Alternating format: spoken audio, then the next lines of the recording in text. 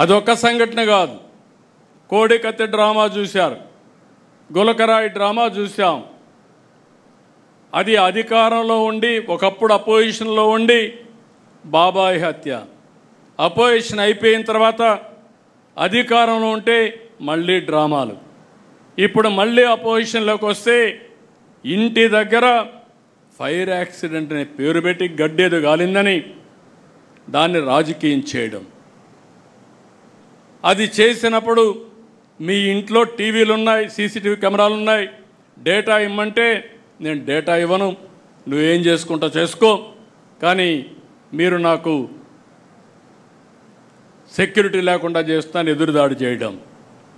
నిన్న మొన్న మీరు చూశారు, ఒక రాజకీయ నాయకుడు పరామర్శిస్తాడు, తప్పు లేదు, పరామర్శించేవాడు ఎవరిని పరామర్శించాలి? గంజాయి బ్యాచ్నా, రౌడీ షీటర్నా? అంటే మీ పార్టీలో ఉండే రౌడీ షీటర్లు గంజాయి బ్యాచ్ని మీరు ప్రోత్సహిస్తే మేము యాక్షన్ తీసుకుంటే అది తప్పు. యాక్షన్ తీసుకోకపోతే మీ అందరికీ లైసెన్సు. రాష్ట్రం అంతా వెళ్ళి ఇష్టానుసారంగా 3 సంవత్సరాల ఆడబిడ్డలపైన అత్యాచారాలు చేస్తూ ఉంటే వీళ్ళని వదిలిపెట్టాలా? వదిలిపెట్టకుండా ఫర్మ్ యాక్షన్ తీసుకుంటే పోలీసులు ఎక్సెస్గా బిహేవ్ చేస్తున్నారని మాట్లాడతారు. అది అయిన తర్వాత మీరు చూశారు, రెండోది నేరుగా గుంటూరు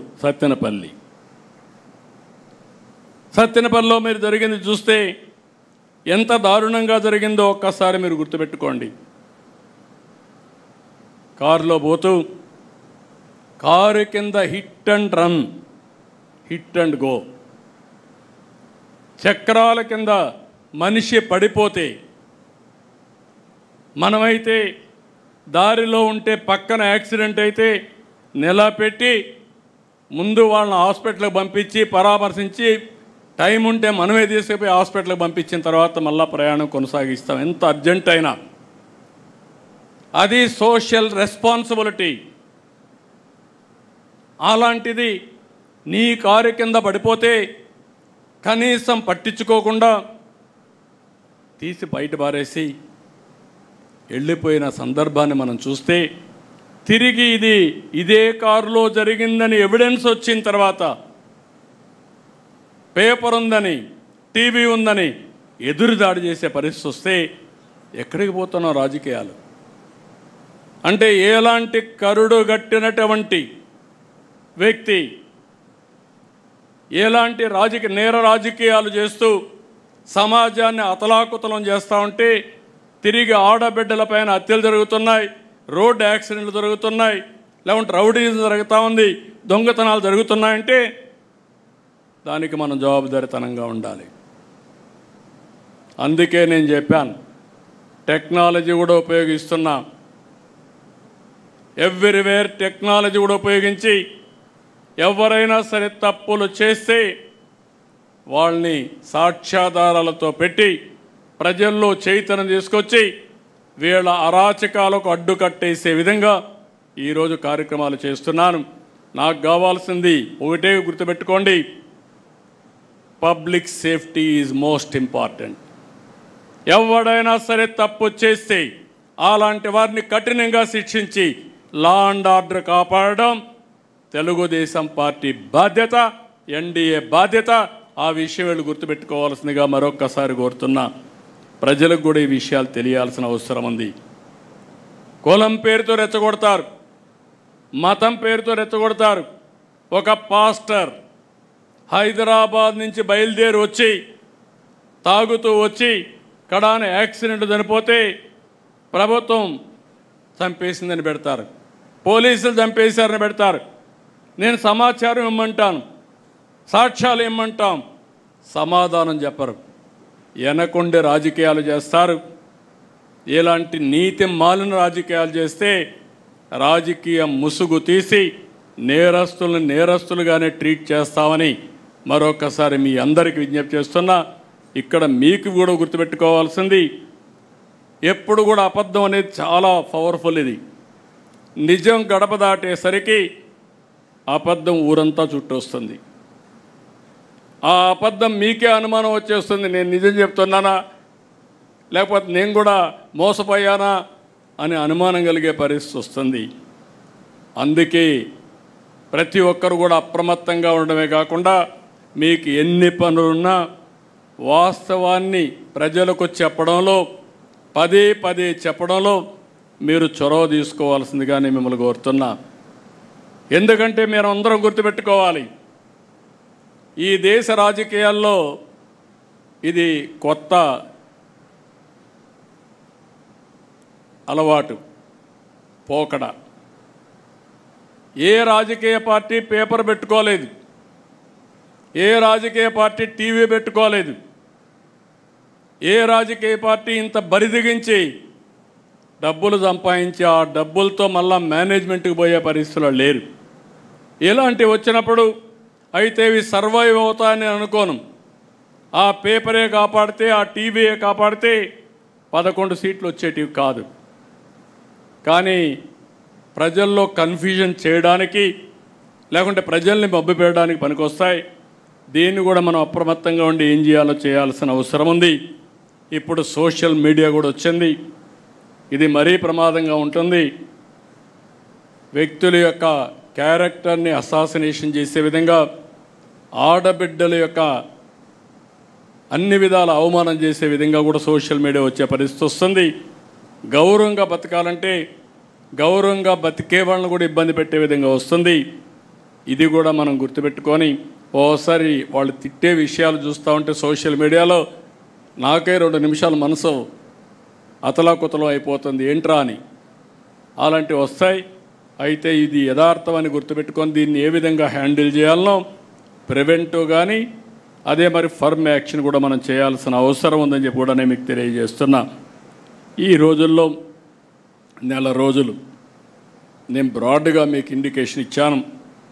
1 మంత్ నా దగ్గర నుంచి లాస్ట్ మైల్లో ఉండే కేఎస్ఎస్ వరకు అందరం కూడా పేరుకు మన వాళ్ళు ఉన్నారనేది కాదు.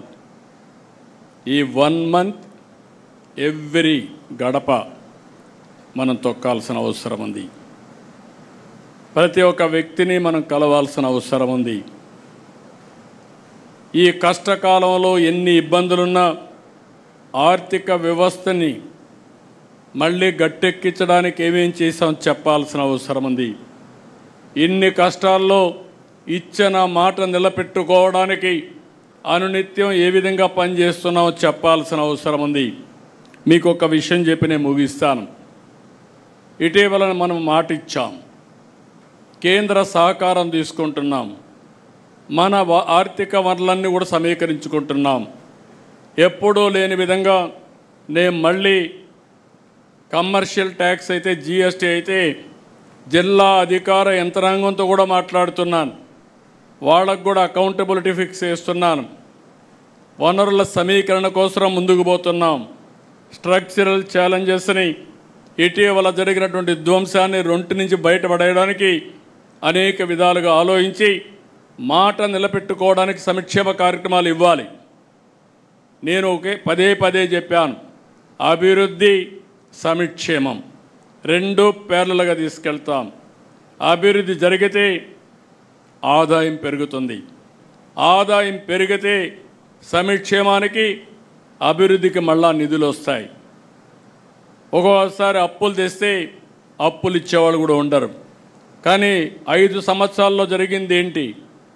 అప్పులు తీసుకొచ్చారు. కడాన కొన్ని అప్పులు మీరు చూస్తే 25 సంవత్సరాలు మద్యపాన నిషేధాన్ని పెడతామన్న పార్టీ మద్యపానాన్ని తాకట్టు పెట్టి 25 సంవత్సరాలు తాకట్టు పెట్టి దగ్గర 25,000 కోట్ల రూపాయలు అప్పు తీసుకొచ్చే పరిస్థితికి వచ్చారు. ఎంఆర్ఓ ఆఫీసుల్ని తాకట్టులు పెట్టారు. ఇంకో పక్క మీరు చూస్తే ఎక్కడికక్కడ హాస్పిటల్స్ తాకట్లు పెట్టే పరిస్థితికి వచ్చారు. ఈరోజు మనం వచ్చిన తర్వాత ఏదైతే అమరావతి మానిటైజేషన్ ప్రాజెక్ట్ అది ఈరోజు రైతుల ముందుకు వచ్చారు, భూమి ఇచ్చారు, తిరిగి డెవలప్ చేసి వాళ్ళకి ఇస్తాం. కొంత భూమి ఆఫీసులు కానీ ఇన్ఫ్రాస్ట్రక్చర్ కడతాం, కొంత భూమి మిగిలితే కొన్ని సంస్థలు కూడా ఇచ్చి ఆ మిగిలిన దాన్ని అమ్మితే ఆ డబ్బులతో ఇన్ఫ్రాస్ట్రక్చర్ డెవలప్ చేసే పరిస్థితి వస్తుంది. అయితే ఈరోజు డబ్బులు రాదు, ఇప్పుడు అమ్మితే తక్కువ ధరలు ఉంటాయి, అభివృద్ధి పెరిగితే ధరలు పెరుగుతాయి. నేను హైదరాబాద్లో చూశాను హైటెక్ సిటీ ప్రారంభించినప్పుడు ఆ ప్రాంతంలో ఎకరాలు ₹1,00,000, ఇప్పుడు 100 కోట్ల రూపాయలు. అది దాని విలువ. అభివృద్ధి జరిగినప్పుడు విలువ మారిపోతుంది. ఒక ఇండస్ట్రీ వచ్చినా, ఒక రోడ్డు వచ్చినా, ఏది వచ్చినా. ఆ విధంగా దాన్ని చేస్తే అందరికీ లెటర్లు పంపించారు, వ్యతిరేక క్యాంపెయిన్ చేశారు. ఆ రోజు కూడా ఇదే మారిగా అమరావతి పైన విష ప్రచారం చేసి డబ్బులు ఇవ్వకుండా అన్ని ఏజెన్సీలకు పంపించి ఇష్టానుసారంగా ప్రవర్తించారు. నిన్న మీరు చూస్తే మైనింగ్ అంతా కూడా ప్రొటెక్ట్ చేసి మైనింగ్లో వచ్చే ఆదాయాన్ని చూపించి మనం కొంత అప్పు తీసుకొచ్చి మనం చెప్పిన మాట నిలబెట్టుకోవడానికి ముందుకు పోతున్నాం. దానికి అందరికీ లెటర్లు రాసి ఏదో కాన్స్టిట్యూషనల్ వైలేషన్ అని, మీరు చేసింది చెప్పిన దానికి వ్యతిరేకంగా మద్యపాన నిషేధాన్ని తెస్తామని చెప్పి మద్యపానాన్ని 25 సంవత్సరాలు తాకట్టు పెట్టి డబ్బులు తేవడం అది తప్పు. నేను ఈరోజు short term, medium term, long term balance చేసుకుని అభివృద్ధిని పట్టాలెక్కించి ఆదాయాన్ని పెంచుకుంటూ తాత్కాలికంగా చెప్పిన మాట నిలబెట్టుకోవడానికి అదనంగా కొంత డబ్బులు తీసుకునే పరిస్థితి తీసుకొస్తున్నాం. ఇది తప్పు కాదు. కేంద్రం ఎంత ఇవ్వాలనో అంత తీసుకొచ్చాం. ఈరోజు మీరు చూస్తే పోలవరం డబ్బులు ఇచ్చారు, విశాఖపట్నం స్టీల్ ప్లాంట్కి ఇచ్చారు. మనకు ఇబ్బందులు ఉన్నాయంటే శాసక కింద డబ్బులు తీసుకొచ్చాం. అదే సమయంలో కొంత వెసులుబాటు కోసం మనం ఈ పనులు చేస్తామంటే అడ్డుపడి ఇవ్వకపోతే ఇవ్వలేదు, ఇస్తే ఎక్కడైనా డబ్బులు తెస్తే ఇవ్వనీయకుండా అడ్డుపడడం, ఇదేమి రాజకీయం నాకు అర్థం కావడం లేదు. అంటే ఇంత నీచమైన రాజకీయాలు కూడా చేసి మళ్ళీ ప్రజల్ని మెప్పించాలని ఆలోచించిన వాళ్ళని ప్రజల్లో మనం ఎడ్యుకేట్ చేయాల్సిన అవసరం ఉంది. నేను చాలా స్పష్టంగా ఉన్నా. నా ఆలోచన short time, medium term, long term 3 కూడా బ్యాలెన్స్ చేసుకొని సస్టైనబుల్ ఎకానమీతో ఆర్థిక వ్యవస్థ సుస్థిరత అదే మరికి స్టేబుల్గా చేసి దీన్ని బ్యాలెన్స్ చేయడం మన ఆలోచన. ఈ విషయాన్ని కూడా మీరు అర్థం చేసుకొని ప్రజల్లోకి తీసుకుపోవాల్సిందిగా నేను మిమ్మల్ని అందరినీ కోరుతున్నా. ఈ కార్యక్రమంలో కావాల్సిన లిటరేచర్ తయారు చేశాం, పార్టీ మొడాలిటీస్ కూడా తయారు చేశాం. మన వాళ్ళు అవన్నీ ఎక్స్ప్లెయిన్ చేస్తారు. అల్టిమేట్గా నేను ఒకటే చెప్తున్నా, ఎక్కువ మంది యంగ్స్టర్స్ ఉన్నారు, ఎక్కువ మంది ఫస్ట్ టైం ఎమ్మెల్యేలుగా, ఎంపీలుగా అయిన వాళ్ళు ఉన్నారు. మీలో ఆలోచన విధానం ఇన్నోవేటివ్గా ఉండాలి. లేదంటే మీరు అర్థం చేసుకునే సమయానికి మీ 5 ఏళ్ళు అయిపోతే మళ్ళా మనం ఎక్స్ఎమ్మెల్యేలుగా ఉండాల్సి వస్తుంది. అది రాకుండా ఉండాలంటే ఎప్పటికప్పుడు కోపప్ చేసుకొని కరెక్టివ్ మెజర్స్ తీసుకొని మీరు ముందుకు పోవాల్సిన అవసరం ఉంది. యాస్పిరేషన్స్ ఉన్నాయి, కార్యకర్తల్లో యాస్పిరేషన్స్ ఉన్నాయి, పబ్లిక్లో యాస్పిరేషన్స్ ఉన్నాయి. అదే సమయంలో ఈ 2 యాస్పిరేషన్స్ని ఫుల్ఫిల్ చేయాలంటే మళ్ళీ బ్యాలెన్సింగ్ ఉండాలి. ఎక్కడన్నా తప్పులు జరిగితే మళ్ళీ ఇబ్బందులు వచ్చే అవకాశం ఉంటుంది. ఈ విషయం కూడా మీరు గుర్తుపెట్టుకోవాలి. అందుకే ఈ మీటింగ్ తర్వాత మనకు ఒక ఐడియా వస్తుంది. మీరు 1 మంత్ మీరు నేను ప్రచారం చేస్తాం. నేను అయిన తర్వాత కూడా మళ్ళీ ఎప్పటికప్పుడు అనలైజ్ చేస్తా. గ్రాఫ్ పెరుగుతూ ఉందా, గ్రాఫ్ తగ్గుతుందా, కాన్స్టిట్యున్సీ కానీ, వ్యక్తి కానీ, రాష్ట్రం కానీ అన్నీ కూడా ఎక్కడికక్కడ దీన్ని అధ్యయనం చేసుకుంటూ మనం ముందుకు పోదాం. నేను ఎన్నికల ముందు ఒకే మాట మీకు చెప్పా, నన్ను డీటెయిల్స్ అడగద్దండి, సరైన నిర్ణయం తీసుకుంటాను ఆ రోజు చెప్పా. ఆ రోజు నన్ను నమ్మారు, ఎవరు క్వశ్చన్ చేయలేదు. అందుకే ఎప్పుడూ రానంత విజయం 94% స్ట్రైక్ రేట్ వచ్చిందంటే ఆ రోజు తీసుకున్న నిర్ణయాలే కారణం. ఇప్పుడు కూడా నా ప్రణాళిక 2029. ఆ విషయం మీరు గుర్తుపెట్టుకోండి. 1 ఇయర్ అయింది. నేను అందుకే పాంప్లెట్ వేసినప్పుడు కూడా పెట్టాను. సుపరిపాలనలో తెలుగు తొలి అడుగు 4.1 అంటే 4వసారి ముఖ్యమంత్రి మొదటి సంవత్సరం. ఇప్పుడు 2వ సంవత్సరం మీటర్ స్టార్ట్ అయింది. అప్పుడే 1 మంత్ అయిపోయింది. I'm calculating month, day, hour and year. So every నిమిషం ఆలోచించుకొని మనం చేయవలసిన పనులు గుర్తుపెట్టుకొని అవి చేస్తూనే అవి సమర్థవంతంగా ప్రజల్లోకి తీసుకుపోవడానికి మనందరం కూడా చేయాల్సిన అవసరం ఉంది. కార్యకర్తల్లో ఉత్తేజాన్ని తేవాలి. అది కూడా మళ్ళీ నేను మాట్లాడినప్పుడు చెప్తాను. అదే సమయంలో ప్రజలకు అందుబాటులో ఉండాలి. 2 కూడా బ్యాలెన్స్ చేసుకొని ముందుకు పోవాల్సి కోరుకుంటూ ఈ కార్యక్రమానికి వచ్చిన మిమ్మల్ని మళ్ళీ ఒకసారి చెప్తున్నా, ఆషామాషిగా తీసుకోవద్దండి, సీరియస్గా తీసుకోండి. అయితే ఇది నాటి మరీ ఇది కూడా కాదు. నేను అందుకే పదే చెప్తున్నా, ఈ మధ్య హార్డ్ వర్క్ కాదు కావాల్సింది, స్మార్ట్ వర్క్. పార్టీలు కూడా కావాల్సిన స్మార్ట్ వర్క్ కావాలి. ఆ టెక్నిక్స్, ఆ స్కిల్స్ మీకు వస్తే చాలా ఈజీగా ఉంటుంది, సులభంగా ఉంటుంది. రెండోది ఎంజాయ్ చేసే అవకాశం కూడా వస్తుంది. ఎప్పుడు కూడా ఫెటిక్ వస్తుందంటే కారణం ఇష్టం లేకుండా పనిచేస్తే. ఇష్టం లేకుండా పనిచేస్తే కష్టం అనిపిస్తుంది.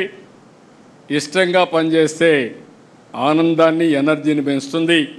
ఈ విషయం కూడా మీరు గుర్తుపెట్టుకోవాల్సిందిగా మరొక్కసారి కోరుకుంటూ, ఆ దిశగా సుపరిపాలనలో తొలి అడుగు గ్రాండ్ సక్సెస్ అయ్యేట్టుగా 30 days.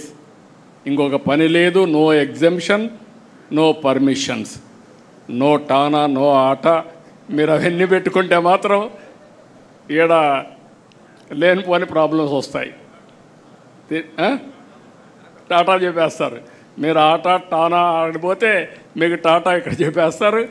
అక్కడి నుంచి మీరందరూ ఫినిష్ అయిపోతాం. కాబట్టి ఇవన్నీ గుర్తుపెట్టుకోవాలి. There is no substitute. అందరం కలిసి సమిష్టిగా పనిచేద్దామని మరొక్కసారి విజ్ఞప్తి చేస్తూ అందరికీ నమస్కారాలు. Thank you one and all.